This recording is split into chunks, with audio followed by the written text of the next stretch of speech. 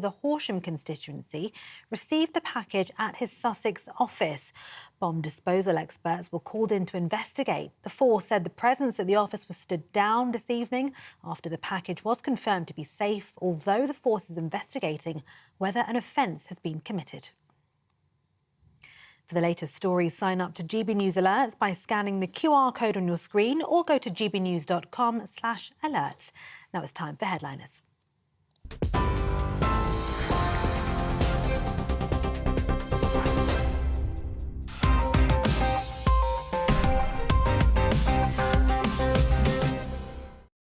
Hello and welcome to Headliners. It's your first look at Friday's newspapers. I'm Andrew Doyle. I'm joined tonight by Leo Kearse and Cressida Wetton. Are you both happy, cheery? Delighted. In the mood Happy to forensically birthday. dissect the news? Yeah, No? especially this news. It's great.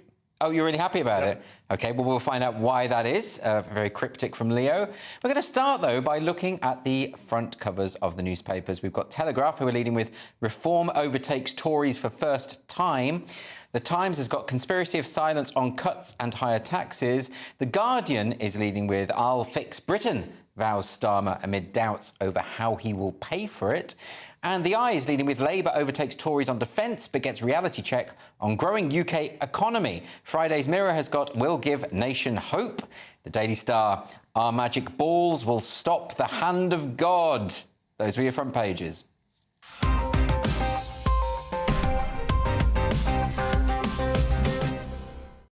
Right, we're going to kick off with Friday's newspapers with The Telegraph. Leo, what are they going with? So The Telegraph, they've got a lovely picture of Giorgia Meloni, the head of Italy, meeting Rishi Sunak, and she's pulling a face as if he's just said he's going to win the election, because the real headline is that Reform overtake the Tories for the first time. We are the opposition now, declares Farage after crossover moment in YouGov poll. And just to be clear, this is one poll that came out today. The results came out today that puts the Reform Party on 19%, ahead of the Tories on 18%. Labour are leading on 37%, which would give them a supermajority. Yeah, still won't translate into seats necessarily for Reform, but you know, it's a concatenation of things, isn't it? It's the announcement of Farage that he's taking over as leader, standing in a certain constituency, and then it's also the D-Day shambles. I think all of this together has kind of caused some problems, I would say. Oh, yeah, absolutely. I mean, the things seem to be getting worse for the Tories. Rishi announced this election probably with his fingers crossed. Oh, hopefully I'll be able to turn things around and, you know, I'll start getting more popular. Instead, he's continued the decline of the Tories. What's interesting, though, is if you look at the opinion polls, Labour are also declining in popularity. Right. They're still high, but if you look at the overall trend, they're coming down, and it's probably because they're playing safe, whereas, you know, Farage doesn't need to play safe. Yeah, I suppose Starmer's thinking his, not to campaign in the way that Biden did, just hide himself away in a basement, and he'll still win. And you know, we don't know what anything can happen in politics, right? Yeah. But what do you think about this, Cressida? I mean, you know, we have now a small party exploding in the polls, you know, and is it time that we completely obliterated our two-party system? Well, potentially, yes. Or it still might be the case that Reform and the Tories might get together, right? That's not completely out of the question. And I think Farage would go for that, wouldn't he, if he had the right offer? Oh, interesting. I'm not sure they would, because the whole point of Reform is that they're not the Tories and they're not Labour. It would make more sense for Labour and the Tories to combine, because they're essentially the exact same party, led by the same establishment woke bloc. Farage is, you know, he's got his brand and his charisma and all the rest of it. It's kind of like if he goes into the party, it's going to become his party. But if they treat it not so much as a combination, but as a parasitic takeover, that could kind of work, couldn't it? So Reform kind of attaches like a barnacle and sort of just spreads through the system, and then the Conservatives are... Or like a wasp laying an egg in the head of a caterpillar. Oh, they do that, don't they? They lay eggs in living hosts. Wasps are gross. Yeah, but this would be much better. This would be a beneficial fungus that would turn the Tory party from a zombie into a functioning, actually right-wing party, which is, I think, what Tory voters want. And that's why Tory voters aren't going to come out and vote for Tory. I have to say, it's all livened up what was threatening to be a very boring election campaign, or even the D-Day gaffe. I mean, it's theatrical, isn't it, if nothing else? Let's move on now to the front cover of Friday's Times. Cressida, you got the details. They are leading with conspiracy of silence on cuts and higher taxes. So that's about Starmer, obviously, and the Labour Party. They've also got women left in A&E after using Ozempic to slim for summer. Ozempic, of course, is the weight loss drug. Yes, the miracle drug. Miracle drug, or is it's not really for weight loss, is it? That's kind of like an off-the-peg side effect. That's right, yeah. It was something to do with controlling blood sugar in, I believe, type 2 diabetics. And then they found out, oh, hang on a minute, this is making people skinny. What? Yes. And then you couldn't get hold of it, and the whole world wants it. So it says here specifically young women are ending up in A&E after buying Ozempic online. So I guess that means the dark web, not on prescription. Because you have to be quite big to get this on prescription. No, you can just lie. This is the problem. Yeah. They're going online and saying they're much bigger than they are, and it's actually not healthy to take this stuff. Exactly. Yes, if you go through a doctor, you have to be, I think you have to have a BMI of 30, which is quite large. Right. So if you just go on the If you're just a dark bit web, plump, you shouldn't be taking it, right? well, apparently not. And, I mean, one of the things that happens is people get this muscle wasting problem because they don't eat enough protein. If they treat it like a miracle cure, what they should be doing is strength training and eating protein along with it, and then it's a miracle drug. I love how you turned into Joe Rogan. You'll be talking about hallucinogens next and all that kind of thing. Well, Leo, this is a problem. There is no miracle cure for weight loss, is there? I mean, this makes you lose weight because it suppresses your appetite. Yeah. It's as simple as that. But there's another thing that does that, and that's called willpower. Yeah, yeah. But if people had willpower, they wouldn't be fat in the first place. I mean, I think Ozempic's great for people who are fat and need to lose weight. I think it's great if it saves the government money, stops them spending my taxes on fat people who, frankly, shouldn't be getting any. But these are people abusing. These are people who are already skinny. They're already thin. They've got some sort of neurosis or whatever. They want to be even skinnier, so they look good on the beach, or they see, filtered images on Instagram. They want to match with that. And also, if you are a land whale, if you are enormous and you're taking it, for the right reasons, you also need to be eating right, like Joe Rogan says. Like Joe Rogan says. You have to be eating good stuff. You've got to. You can't train your way out of a bad diet. Because the body, if you just starve yourself, obviously. You're going to starve, aren't you? So you need to. And when you stop taking the Ozempic, like if you haven't set in place the good habits, like eating protein, working out is hugely important. Then you're just going to go back to being fat. We don't know the full side effects, actually. There haven't been long-term studies. We simply don't know. Yeah. And in many years to come, we might find... Do you know, in the Victorian era, women thought they had a miracle weight loss pill. Do you know what it was? A tapeworm egg. Yeah. No, that's and they swallowed it, and they got really thin, but then they had a worm inside them. But that's actually a good thing. We need to have whipworms. We've eliminated tapeworms from our diet, and the reason we've got so many autoimmune disorders and, Crohn's disease and eczema and all the rest of it in the West is because we don't have those in our diet. So are you suggesting we should import tapeworms? Yes. I think that's a terrible idea. Bit Lewis Schaefer there. It is going a bit Lewis Schaefer. I don't want worms. They excrete, because they're foreign body, your body attacks them, so they excrete chemicals that moderate your immune system so they don't get attacked. And without those chemicals moderating our immune system, our body attacks itself. I think there might be something to be said for parasites. I think tapeworms are never good. Can we just have a Yakult and move on? Yeah, Yakult will do it. Let's just go with that. OK, let's move on to the front cover of The Guardian. Leo, what is our favourite paper going with? So The Guardian, they've got the big story about Labour's manifesto and Keir Starmer, which we're going to cover in a moment. But down here they've got this hilarious story: bookmaker told to look into election date betting. I should say we covered this last night, but we just covered the story that the guy who works for Sunak had put a bet on that he was going to run an election or call an election in when he did. Yeah. Now the question. Well, that was lucky. It was lucky, but the question really is: did he know? He should buy a lottery ticket. Did he know? Did he know had Sunak told him? Well, who knows? I mean, Rishi Sunak has refused to say if he told this close aide Craig Williams the date of the election before Craig Williams placed this £100 bet on when it would happen. What are the odds on that? He's facing. Like, what's he going to win? The odds. It was five to one. £400. It was 4 to 1 or 5 to 1, I think. It's nothing. It's not worth the trouble. I bet he's kicking him. But why is Rishi not telling us? Is it? I mean, that sounds suspicious, but then maybe he can't. Finally, Rishi's a good guy. He's not grassing up. Somebody works for him. He could throw him right under the bus. He says, given the nature of the inquiry, which is confidential and independent, it wouldn't be right for me to comment while the inquiry's ongoing. I mean, I know it's wrong. If the guy has sort of manipulated insider information, I know it's wrong. I still find it funny and frivolous. Oh, it's definitely funny, but it is It is apparently could constitute a criminal offence. Oh, really? Cheating under Section 42 of the Gambling Act. And what's interesting is Ladbrokes obviously have all the politicians on the wall, so they know when they come into the shop that, to phone a hotline. I wondered about that, how this got discovered, because apparently it was the betting shop that grassed him up. And I thought, well, how did they know to do that? I mean, if Rishi Sunak had put a bet on, there might have been some cause for suspicion. Anyway, let's move on to the front cover of the Star. Cressida, you're all over this story. Our magic balls will stop the hand of God. It's something to do with football. England... Well, the subtitle says, Boffins create footy gizmo to end cheating like in 86. That's the worst sentence ever. The word boffins is in there. They love the word boffins, don't they? What have the boffins like in invented? 86, that sounds like in my proper West Country. That's very familiar to me. So England will never be cheated out of victory like we were in 1986 by Maradona's hand of God, thanks to new gizmo.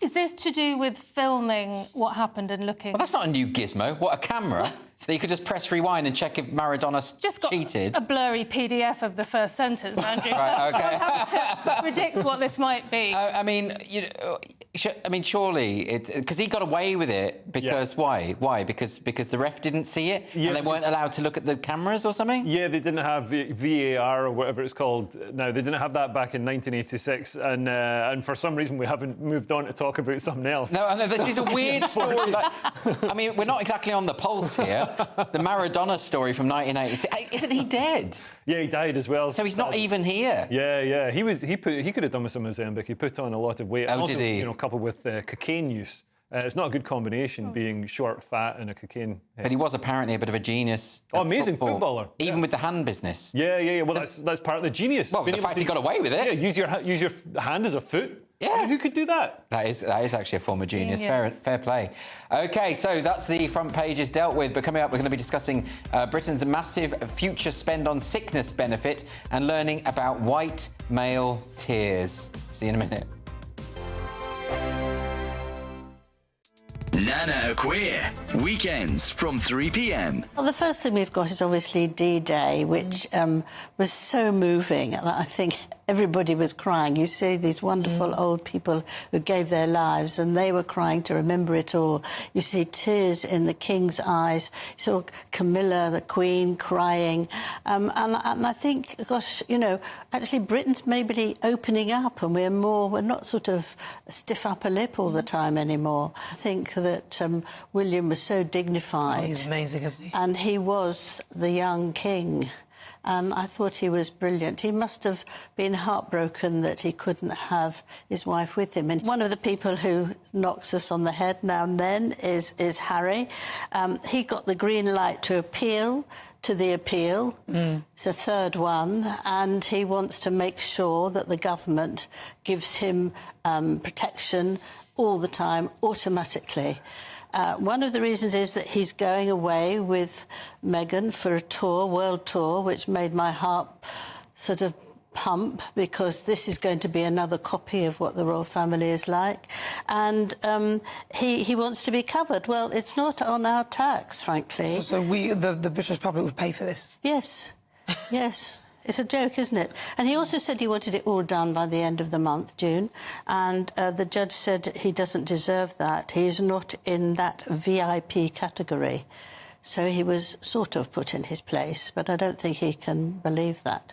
And the other thing is the wonderful wedding yesterday.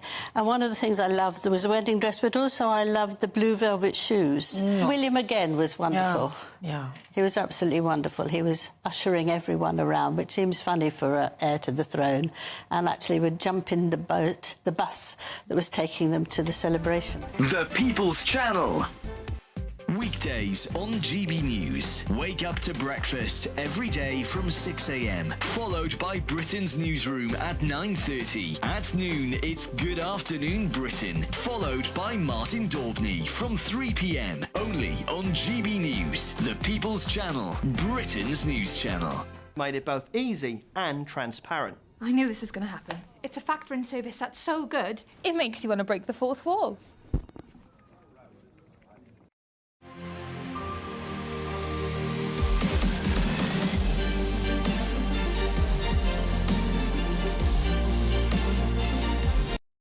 Join me, Neil Oliver, every Sunday night at 6 p.m. on GB News. And if an hour is not nearly enough for you, go to gbnews.com for special extended episodes online every Friday at 9 p.m, where we can truly get into the nitty-gritty of what's going on. GB News, Britain's news channel.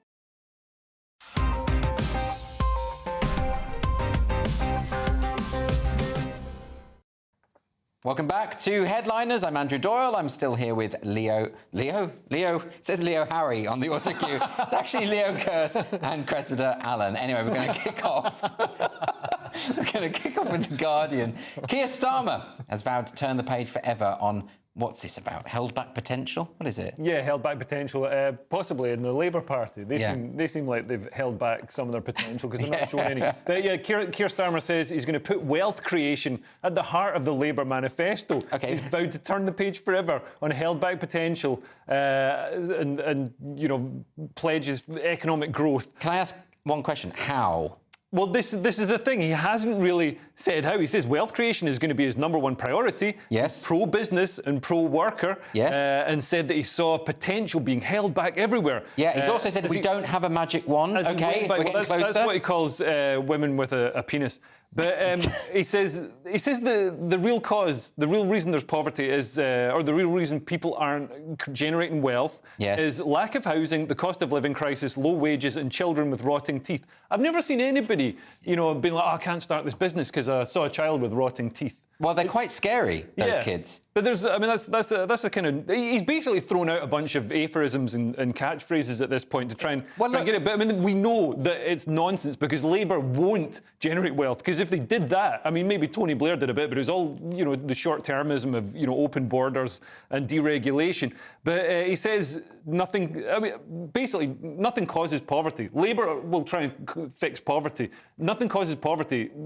It's just this sort of default state. What you want to look at is what causes prosperity. And what causes prosperity is people being free and also having a small state and cutting tax. We pay so much tax. We put a tax on cigarettes to stop people smoking. What do you think an income tax does? And they're going to put tax up again. I mean, they've got to because we're facing an absolute fiscal nightmare. Well, Cressida, I did read this article. There is a paucity of detail. Yeah, here. Did you detect some detail that I missed? No, I didn't. And I mean, just what Leo said, but thicker, really. Other than he's not going to do it with the wand. That's the only thing I got.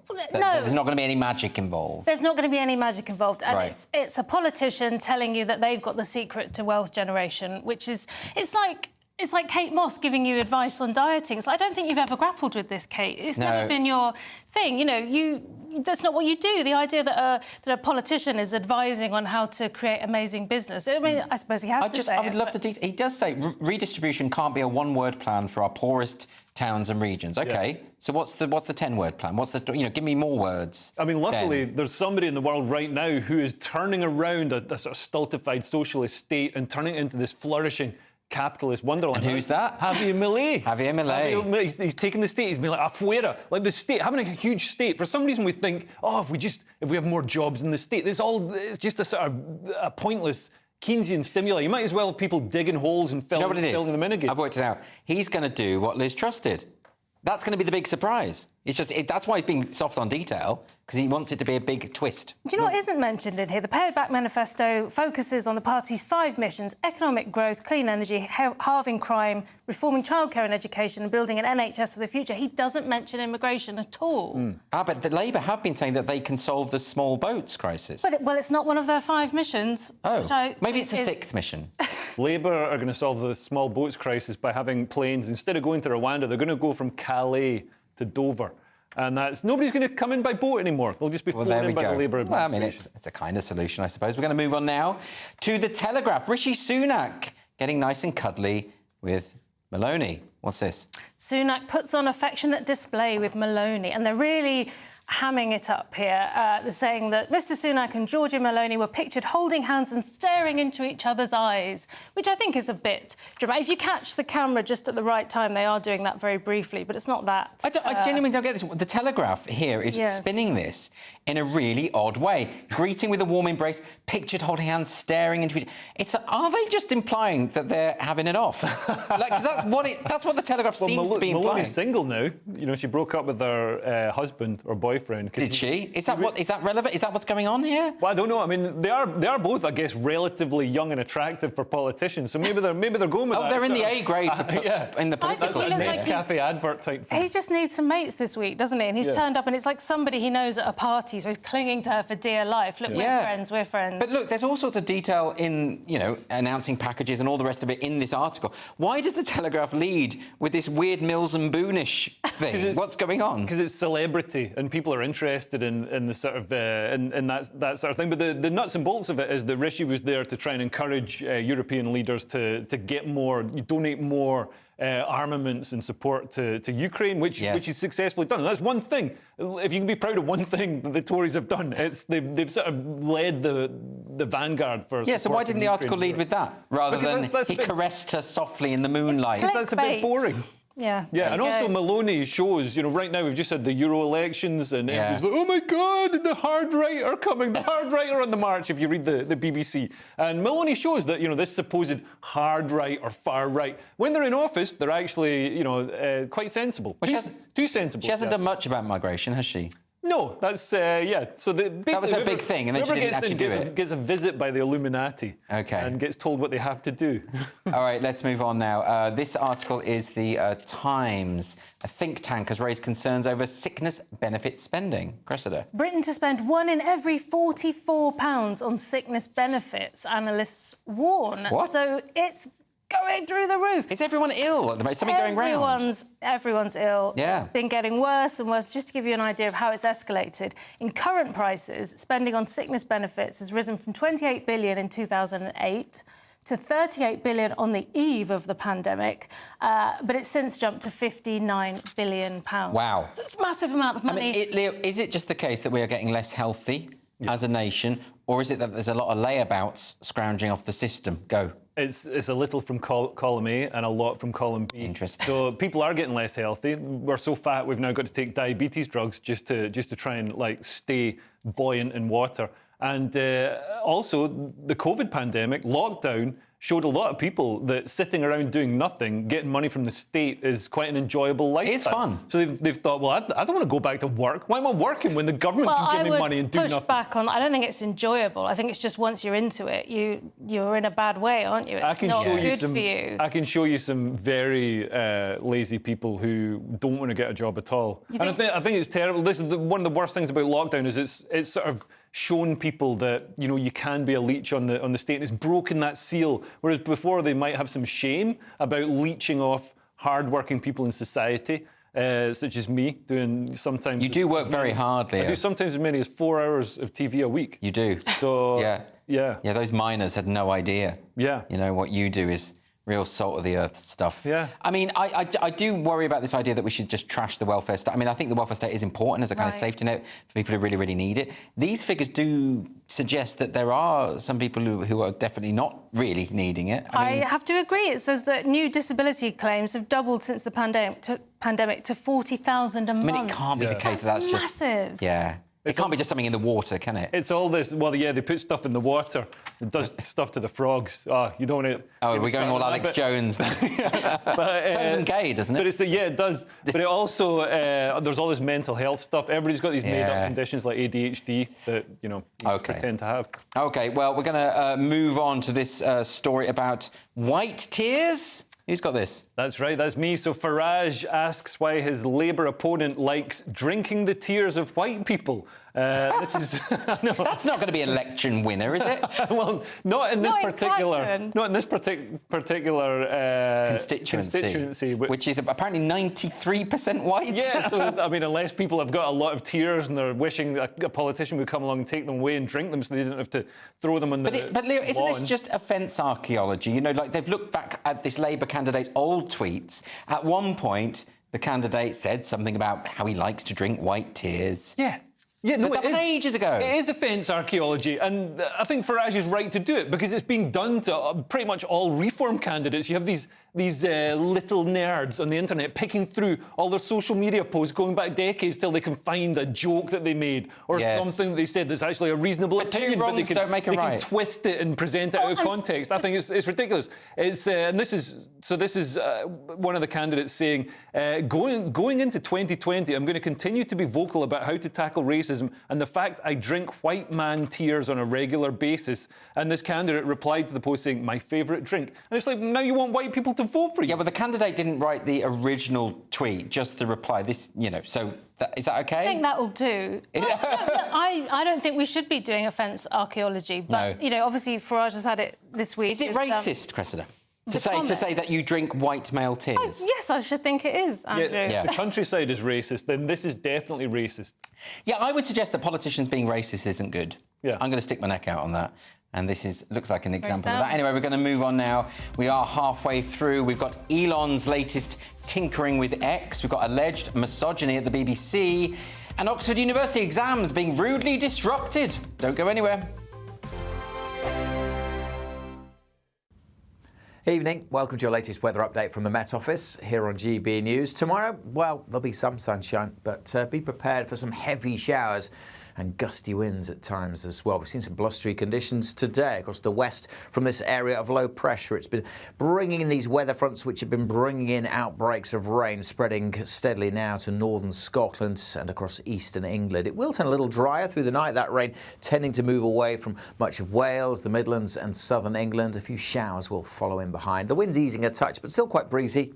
And a very mild night, not really for the time of year, but certainly compared to most nights of late. Temperatures holding up in double figures. So it won't be as chilly first thing tomorrow morning. There'll be some sunshine over the Midlands and parts of eastern England, but still quite breezy along the south coast. And it won't take long before the showers get going. Certainly, of course, Wales expects some showers through the early part of the morning, coming into western Scotland, northwest England. Parts of Northern Ireland may start dry. A different start to the day here compared to today. But across northern Scotland, a very different day here because after a largely fine day today, there's going to be much more cloud, rain and a fairly brisk wind. And that may stick around across the far north of Scotland for most of the day.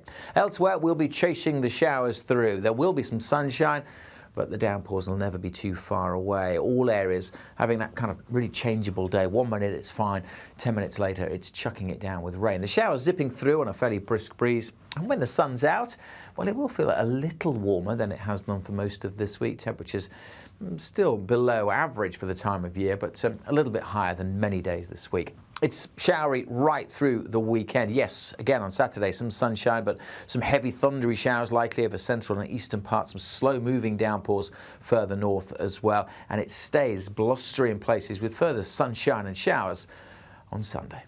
Goodbye.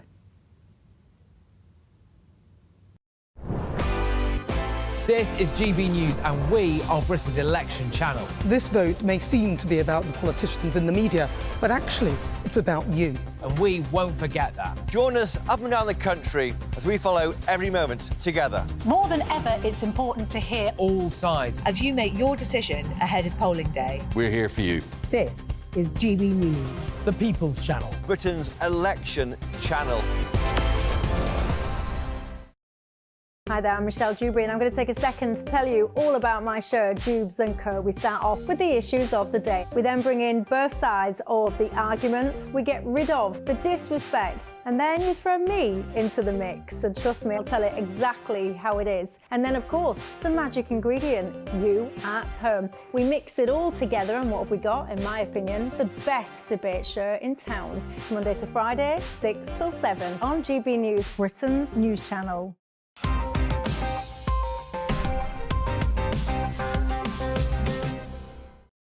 Welcome back to Headliners, your first look at Friday's newspapers. We're going to kick off this section with the Mirror. People are fuming at Elon Musk. What's going on? People fume about worst ever X update and beg for it to be reversed. Worst ever X update? Worst one. Of all the things he's done, this is the worst. And what is it? He's made it so that when you like a post, it's anonymous. Good. So I can't look and see what's Andrew Doyle liked. Good, I can go back to liking all my evil, far-right, pornographic, whatever. Mr. Musk has tweeted today to say that likes have gone up significantly. Well, the thing is, it's actually a good system because people do this really stupid thing of going through people's likes to determine whether they are guilty of wrongthink. This was how all the stuff started with J.K. Rowling, because she liked the tweet of a gender-critical feminist, and of course it went from there. Yeah. And this is good. So now we can see how popular tweets really are, because people are going to be less afraid to like them. And I think this gives us a better sense of what's going on in society, right? No, I think you just revealed why it's a terrible idea. So J.K. Rowling would never have become a crusader for what is good and right and just in society if she hadn't been, caught liking this tweet. Well, or maybe eventually it would have happened anyway. Continuing pretending to be left-wing instead of the vicious... I think she's very much left-wing, Leo. I think it's a good thing. Honestly, I think now I can go back to liking the things I like. But no, there's a reason. Like, I look at when somebody does a tweet, denigrating me in some way. Yeah. I look at who's liked it and I block them all because I'm petty. And now I can't do that. And also I look at who's liked my tweets and I see if they're nice people, and I sometimes follow them. I'm sorry, if I'm shopping for a garden gnome and I go to the Not Cuts Twitter account, I want to be able to like those gnomes without getting abused for it, right? I don't think they're the most problematic thing you've been involved in, Andrew. Well, lots of people are complaining because they're saying that it spoils the way they use Twitter. I think some people generate traffic because somebody might think, oh, I enjoyed Andrew Doyle's work, what else has he liked? And then I see. There's some argument, but... it seems to me that this is a great move for honesty. And as for your system, Leo, of just blocking anyone who likes a particular tweet, that's not going to work because Elon is going to apparently stop blocks eventually. Really? He did. Well, he said it. What are you going to do? And then, I'm fine with it. I'll just put my. I'll just lock my account. But I mean, that is a bad idea. I think what happened is he said he was going to do that, and then loads of people pointed out. Yeah. That's actually a really bad idea because stalkers are going to go crazy. Yeah. So, but I don't know. He's a bit of a maverick. He does whatever he wants. Yeah. He could have two buttons, a public like and a private like. Yeah, that would... Well, a retweet would be a bit like... Can you still see who's retweeting? Well, presumably. So if you could do that, you can still get the gist of who's liking what. Yeah. You can still block them. They're just more committed than likers. All right, well, look, we're going to move on now to the Times. Judges, job titles. What's this about? So judges rushed to delete job titles from online profiles.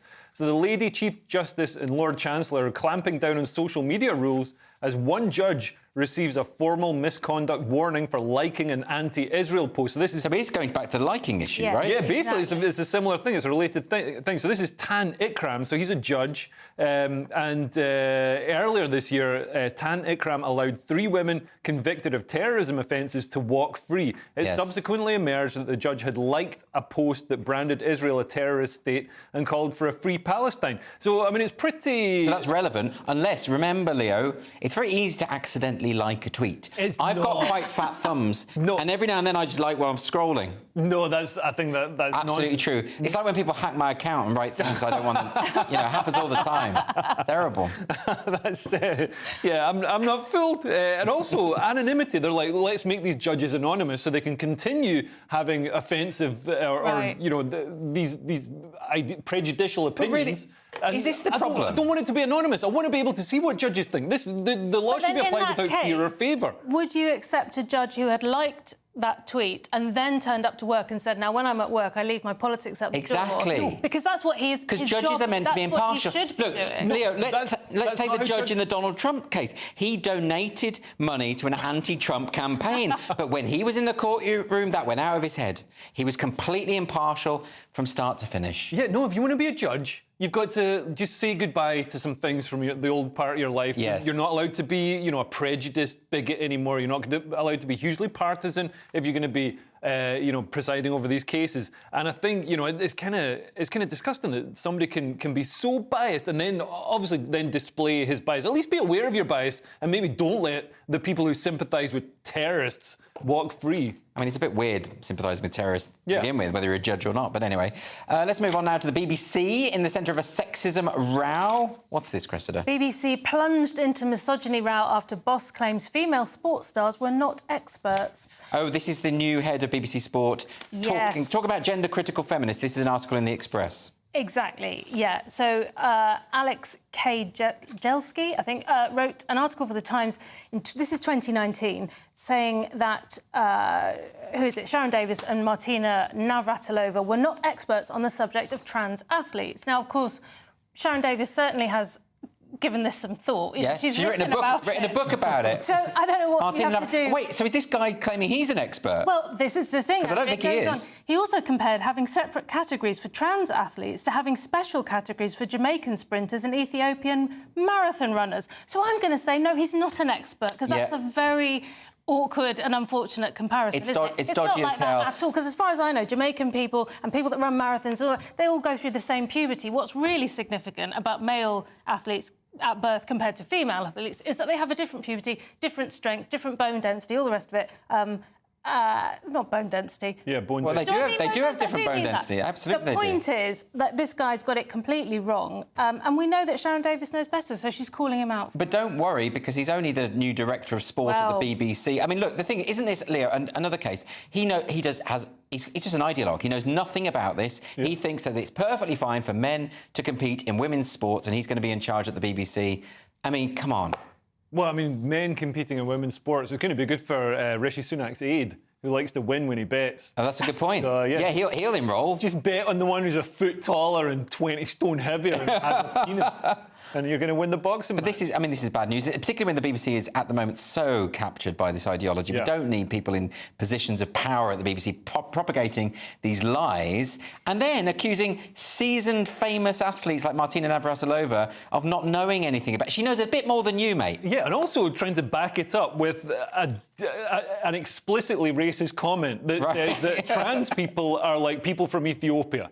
And it's like, trans people are not like people from Ethiopia. Trans people have a completely different biology to women. They've got different chromosomes and stuff like that. How can you not know that? And if you don't know that, how can you then call other people lacking in expertise? Yeah. Well, it's not great. Spectacular level of ignorance where you can do that. Yeah, he knows so little about it that he's going home to sleep at night. He's fine with this. Yeah. It's going to age really well. Good luck. Yeah, it's mental, isn't it? OK, let's move on to this next story. This is from The Telegraph. Oxford University forced to cancel exams. These are these protesters again. What's going on? Yeah, pro-Palestinian protesters. So Oxford University has cancelled exams for second-year chemistry students that were due to take place on Thursday morning.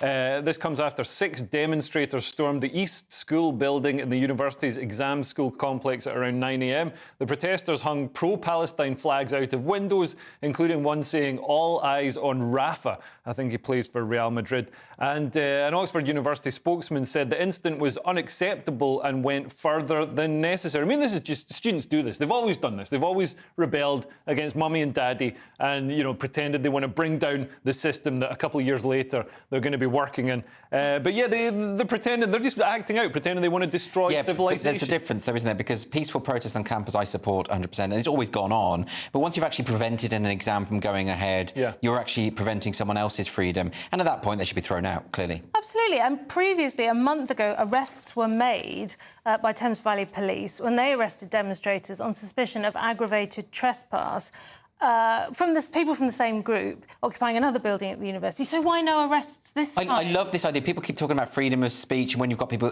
actually harassing, sending threats to people, actually committing violence. Freedom of speech doesn't mean you get to break other laws. Like, this is just a complete misunderstanding of the concept. Yeah, but then we've had this for years. It was, under critical race theory, Black Lives Matter, and this sort of anti-white stuff. And really, that should have been clamped down on, because this is just the anti-Semitic protests are just an extension of that critical race theory. It's very bizarre that the authorities aren't standing up to it and doing something about it. Anyway, we're going to move on to this now. This is a story in The Guardian. Special needs support. Who's got this? Me. Record 576,000 pupils have special needs support plan in England, which is a lot. The number of children and young people in England requiring support for special educational needs and disabilities has increased sharply. So we've now got local authorities who have issued 84,400 of these education, health and care plans, EHCPs, last year. And, of course, it costs loads of money. So why the jump? Great question. Are we living in an over-diagnostic culture? Is that I partly think we to do might with be. it? That would be my suspicion. It reminds me of when you go to the supermarket and there's all those disability bays, and you think, really, are there that many disability? I don't know. It's like it's going up all the time. Why don't they have some disability bays for actual disabled people and then some lazy bays for lazy people? Wouldn't that work? That's a great idea. And yeah, considering a lot of this, and we were just talking about it with the rise in people claiming sickness, disability. They can't all be sick. They can't all. I mean, some will be, right? Yeah, some. Yeah, some. But we can't have this. You know, it'd be weird if there's suddenly this huge increase. Well, I noticed in people being genuinely sick. But this whole special needs thing. Basically, you've got people who get money if they're special needs kids. So and they can suck all this money out of the system, out of the state, out of the taxpayer. So they're going to make more special needs kids so they can get more money. There's more than that, though, as well. Yeah, There's also parents who like to have their kids diagnosed with this stuff because it excuses why they're so badly behaved. Yeah.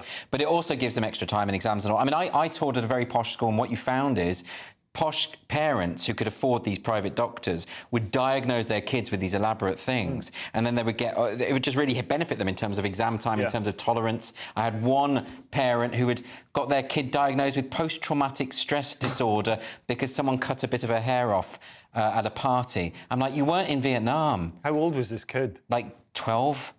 That makes me so sad for that child. That is not learning resilience. It's really not. Come Exactly. on, send them to the Boy Scouts, go camping. You know, that's it's not nice. I'm not saying that was a nice. I think that was bullying, but it's not post-traumatic stress disorder. It's just not. And I'm not saying that some of these cases aren't valid, but what's strange is in this article, there's no mention of the parents at all. It's all about what the authorities can do. Yeah. And that just makes me cringe.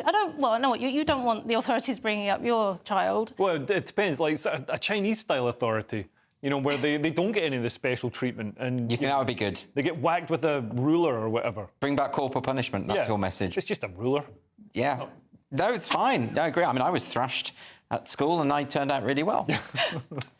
Anyway, final section to go. We've got philosophy, the impact of warm weather on politicians, and why Generation Z don't mind getting spots. See you in a minute. This is GB News, Britain's news channel.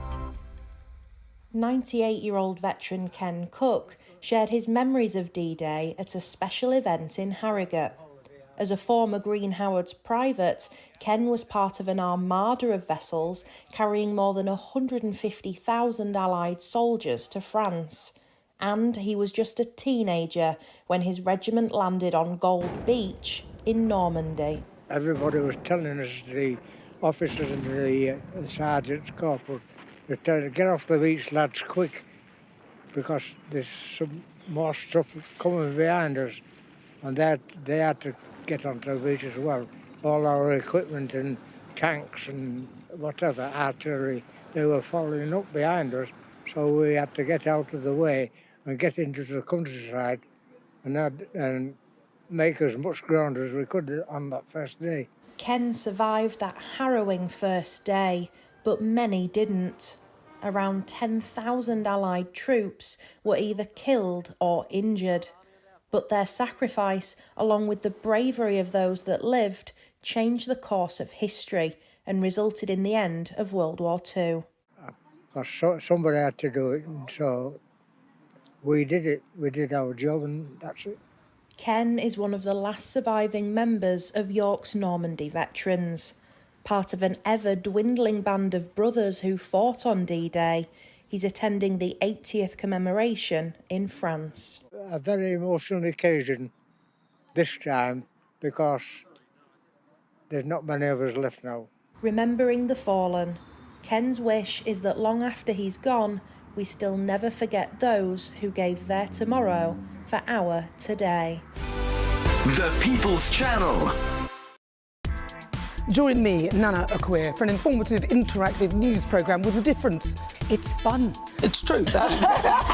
You're not wrong. No one will be cancelled. Lovely. Join me from 3 p.m. every weekend, only on GB News, Britain's news channel. Join me, Neil Oliver, every Sunday night at 6 p.m. on GB News. And if an hour is not nearly enough for you, go to gbnews.com for special extended episodes online every Friday at 9 p.m, where we can truly get into the nitty-gritty of what's going on. GB News, Britain's news channel. Weekdays on GB News. Wake up to breakfast every day from 6 a.m, followed by Britain's newsroom at 9:30. At noon, it's Good Afternoon Britain, followed by Martin Daubney from 3 p.m, only on GB News, the People's Channel, Britain's news channel.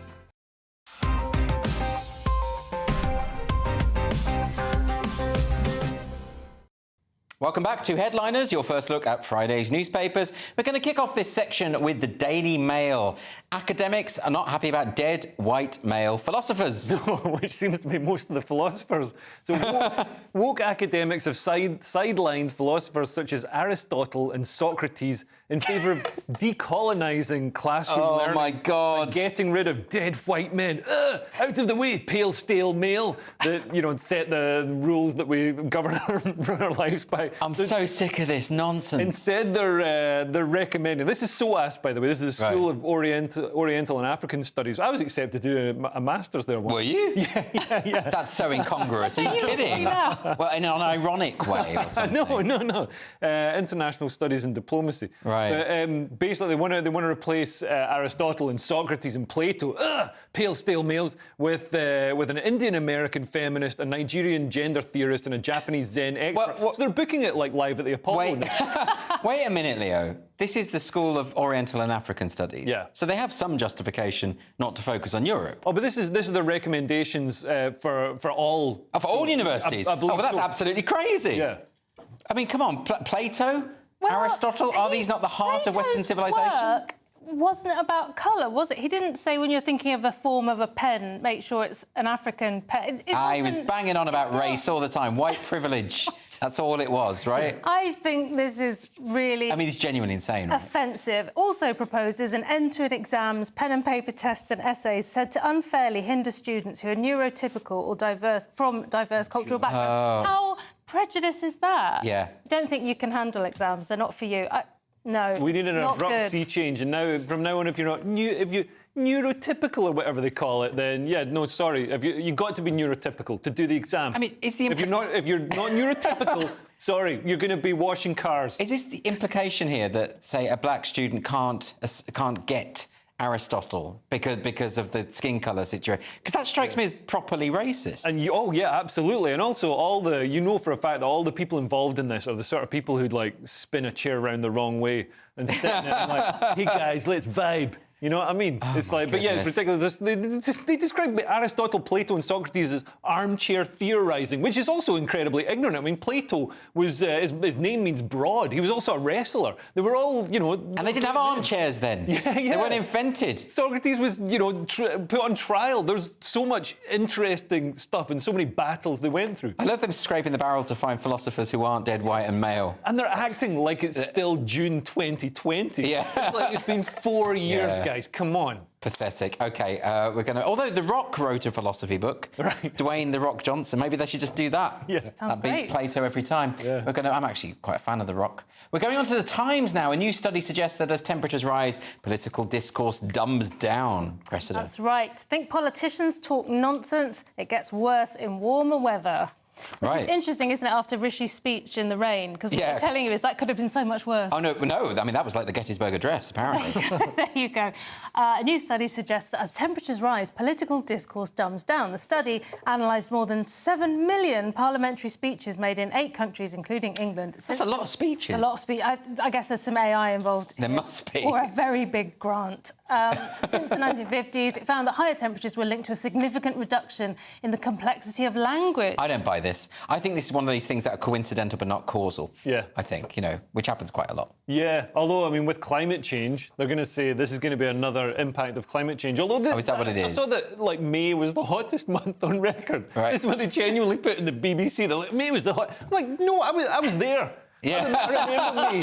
It wasn't the hottest May on record. It's ridiculous. And June, what they're going to tell me June is incredibly sunny and I'm getting an incredible tan. It's nonsense. OK, well, we're just going to move on now to The Telegraph. Spots are back in fashion. Yeah, so acne. Apparently, having spots is trendy for Gen Z. They get because they get these stickers instead of just having some cream that you rub on the spot or just squeezing it. I didn't put anything on it. You get these cool stickers that you stick on the spot. They draw the stuff out. I don't know what it is, and then all the proper silly words. They draw out impurities. They draw out impurities. It really does that. It's a hydrocolloid dressing. Yeah, but it's a fashionable thing to actually have the medication. Yeah, it's got a little they've got brands and stuff. They're popular on TikTok, so kids like having them on their face. It reminds me a bit of in Iran. The women like to walk around with bandages on their nose as if they've had a nose job because it's a cool thing to have. What if you've got really bad acne though, when it's all over the place? I've been thinking about this. You'd end up with a starry beard. Yes. I mean, I find this very because it was bad hard. enough in our day. Because Clearasil, they had skin tone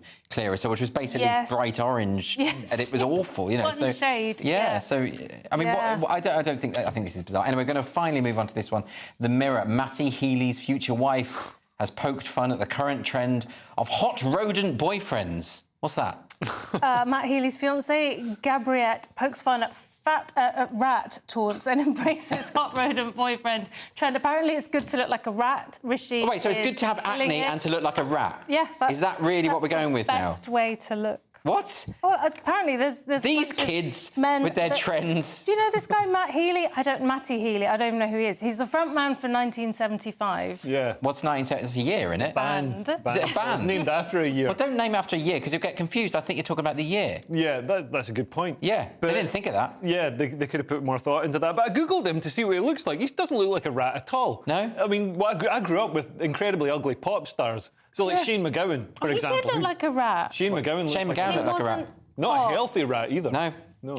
OK, well, enough rat chat. Let's move on now because we actually have no time left. So we're going to have a look at the front pages for Friday. And so we're leading there with The Telegraph, which has reform overtakes Tories for the first time. The Times has got conspiracy of silence on cuts and higher taxes. The Guardian is leading with I'll fix Britain, vows Starmer. And The Eye has got Labour overtakes Tories on defence, but gets reality check on growing UK economy. The Friday Mirror has got We'll Give Nation Hope, and the Daily Star has something about Maradona, weirdly, even though it's not 1986. Those are your front pages. That's all we've got time for. Thanks ever so much to my guests, Leo Kearse and Cressida Wetton. We're going to be back tomorrow at 11 o'clock when Paul Cox will be joined by who knows. You'll have to tune in to find out. And if you're watching at 5 a.m, please stay tuned because now it's time for breakfast. A brighter outlook with Box Solar, sponsors of weather on GB News. Evening, welcome to your latest weather update from the Met Office here on GB News. Tomorrow, well, there'll be some sunshine, but be prepared for some heavy showers and gusty winds at times as well. We've seen some blustery conditions today across the west from this area of low pressure. It's been bringing in these weather fronts which have been bringing in outbreaks of rain, spreading steadily now to northern Scotland and across eastern England. It will turn a little drier through the night, that rain tending to move away from much of Wales, the Midlands and southern England. A few showers will follow in behind. The wind's easing a touch, but still quite breezy.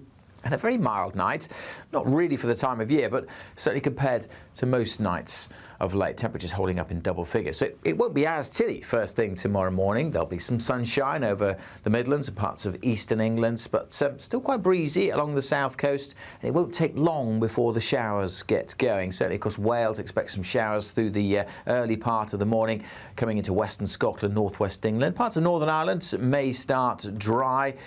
A different start to the day here compared to today. But across northern Scotland, a very different day here because after a largely fine day today, there's going to be much more cloud, rain and a fairly brisk wind. And that may stick around across the far north of Scotland for most of the day. Elsewhere, we'll be chasing the showers through. There will be some sunshine, but the downpours will never be too far away. All areas having that kind of really changeable day. 1 minute it's fine, 10 minutes later it's chucking it down with rain. The showers zipping through on a fairly brisk breeze. And when the sun's out, well, it will feel a little warmer than it has done for most of this week. Temperatures still below average for the time of year, but a little bit higher than many days this week. It's showery right through the weekend. Yes, again on Saturday, some sunshine, but some heavy thundery showers likely over central and eastern parts, some slow-moving downpours further north as well. And it stays blustery in places with further sunshine and showers on Sunday. Goodbye.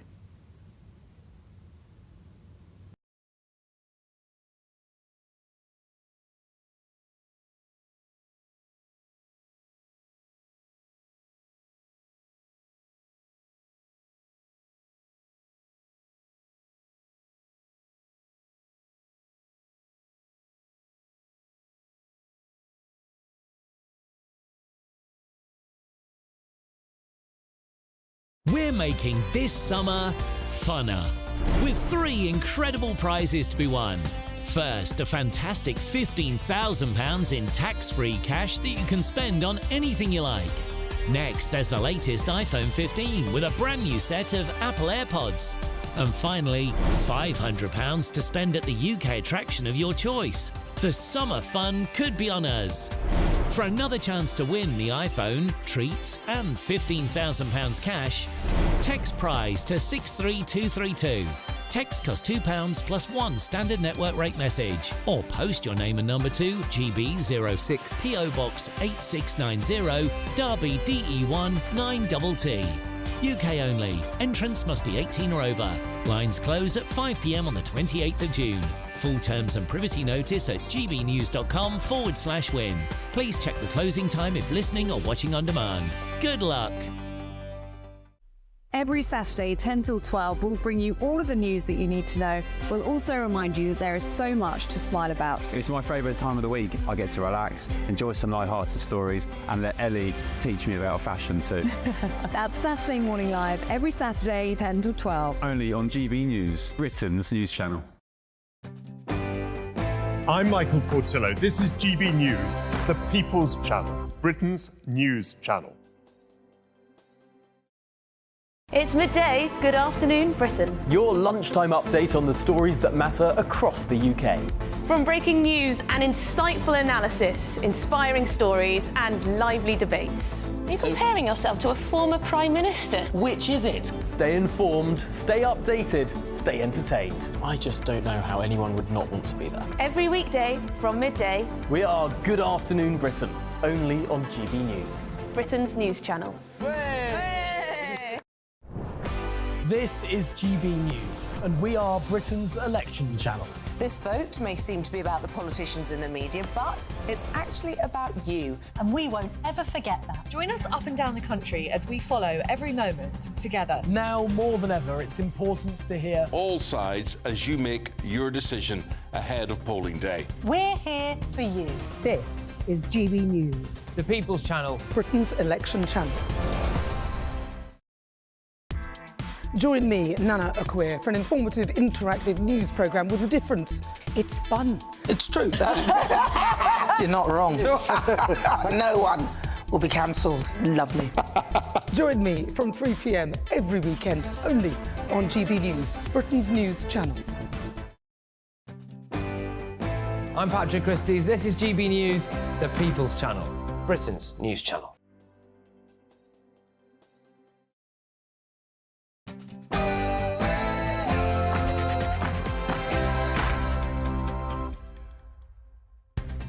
Good evening and welcome to Vote 2024. The people decide with me, Camilla Tominey. Coming up on tonight's show, we're going to be giving you every cough and spit of Labour's manifesto and all the reaction to what Sir Keir Starmer announced today in Manchester. Chris Hope has had a chat with the man hoping to be the next Prime Minister, and he got quite an emotional response when asked about people who laughed at his dad being a toolmaker. And on the eve of Euro 2024, we'll talk about England's chances with former manager Sam Allardyce.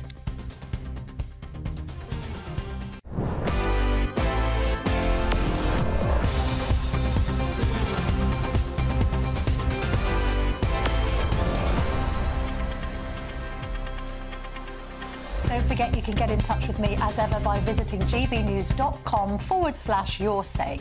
First, though, here's the news with Tatiana Sanchez.